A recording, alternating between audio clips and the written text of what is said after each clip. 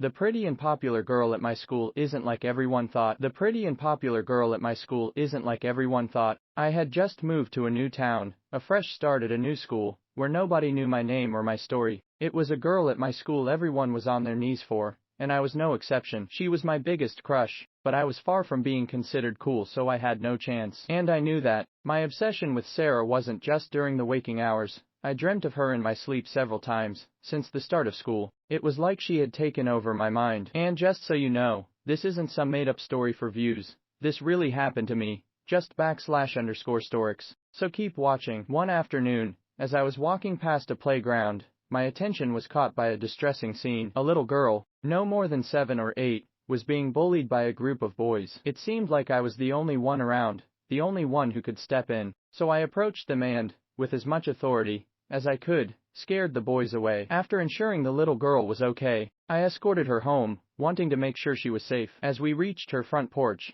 and I knocked on the door, it swung open to reveal a sight that made my heart skip a beat. There, standing in the doorway, was Sara, the pretty girl from my school. The very girl I had been dreaming about. It turned out that the little girl was her sister. My heart plummeted to my feet. You know that overwhelming feeling you get when you're suddenly face to face with your crush? That jittery, nerve-wracking excitement. That was exactly what I felt. She thanked me for bringing her sister home safely, and in a flurry of awkwardness, I rushed back to my house, my mind racing with what had just happened. Later, I discovered that Sara and I were actually neighbors, living on the same street. The next day at school, Sara sought me out to thank me again. We struck up a conversation, and to my surprise, we clicked. We exchanged snapshots, and that day marked the beginning of countless conversations that drew us closer. As weeks passed, our chats became a daily ritual. I found comfort and excitement in our growing friendship, and eventually, I felt bold enough to invite Sara over to my house one evening when my family was out. Wanting the evening to be perfect, I went as far as buying a teddy bear to practice kissing on. As embarrassing as it sounds,